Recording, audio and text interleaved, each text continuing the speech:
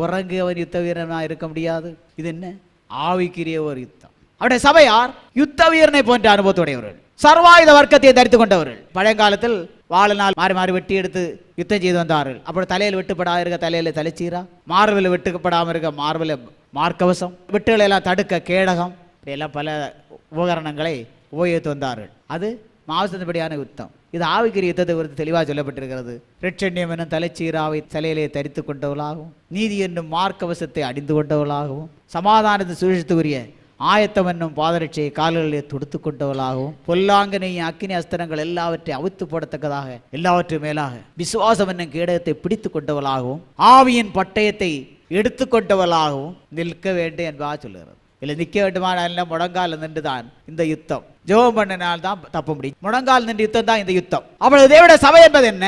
ஒரு போர்வீரனுடைய அனுபவத்தை போன்றது. தேவனுடைய சர்வாயுத வர்க்கத்தை தரித்து கொண்டு சாத்தானையும் மற்றும் சகல எதிர் சொத்த வல்லமைகளையும் மேற்கொண்டு முன்னேறும் அனுபவமாகும்.